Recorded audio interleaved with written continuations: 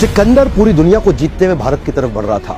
सोने की चिड़िया भारत को लूटने के लिए वो आक्रमण पे आक्रमण कर रहा था, पोरस को हरा चुका था। और चाणक्य के मन में उन दिनों एक ही सपना था, क्यों ना अखंड भारत का निर्माण किया जाए, एक शक्तिशाली राजा को खड़ा किया जाए। ये अलग अलग राजाओं से इन्होंने मिलना शुरू किया और नंदा डायनेस्टी का सबसे बड़ा राजा धनानंद ये उसके पास गए और उसको इन्फ्लुएंस करने का प्रयास किया कि क्यों ना सिकंदर के खिलाफ हम तैयारी करें। इन्होंने इसको समझाया कि राजा का कर्तव्य है कि समाज से पैसा ले, जो आप टैक्स लेते हैं उसको समाज सेवा में लगा दें। और धनानंद को गुस्सा आया, बोला ए पंडित, तुम अपनी पंडिताई करो, मुझको राजपाट ना सिखाओ, सिकंदर यहां तक नहीं पहुंच पाएगा। जब चाणक्य ने इनको दोबारा समझाने का प्रयास किया, इन्होंने धक्का मार के उसको गिरा दिया नीचे।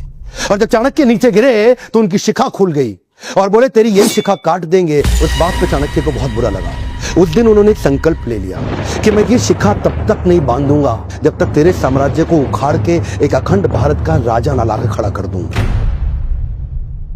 बहरहाल अब चाणक्य को लगने लगा कि अब समय आ गया कि मुझे ही किसी को कल्टीवेट और बिल्ड करना पड़ेगा। चाणक्य की डिटर्मिनेशन आपको इस बात से समझ में आएगी कि उन्होंने एक यंग लड़के के प्रति अपना जीवन समर्पित कर दिया जिसका नाम था चंदू।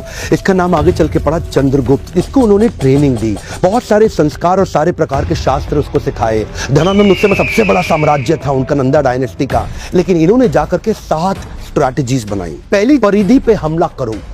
परिधि मतलब बाहर का सर्कमफ्रेंस, जो बाहरी घेरा होता है। तो धनानंद के बाहरी घेरे में जिन जिन राज्यों पे उसकी कमजोर पकड़ थी, जहां जहां उसकी वहीं से इन्होंने हमले करने शुरू किए, छोटे छोटे हमले करने शुरू किए, जिसके लिए इन्होंने दूसरी स्ट्रैटेजी अपनाई, विष कन्याओं की टीम तैयार करी। बड़ी सुंदर सुंदर खूबसूरत लड़कियों की एक सेना तैयार करी, जिनको थोड़ी थोड़ी मात्रा में विष दे दे के उनको विष कन्या के रूप में तैयार कर दिया। और ये विष कन्याओं की सेना वहां के परिधि के राजाओं को चूम कर अपने चुंबन से उनको विष देके समाप्त कर देती थी।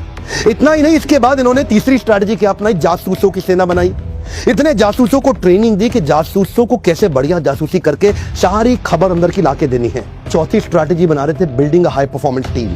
ये कहते थे केवल योग्य व्यक्ति को आगे बढ़ाऊंगा। छापामार युद्ध के छोटे छोटे प्रयास करते गए और अगली स्ट्रैटेजी में इंटरनेशनल अलायंसेस बिल्ड करके अपनी ताकत और अपनी सेना को बड़ा करते गए। ये 7 स्ट्रैटेजीज मिला के इकट्ठे चलते चले गए, एक एक करके अंदर घुस के पूरी धनानंद की नंदा डायनेस्टी को उखाड़ के खत्म कर दिया।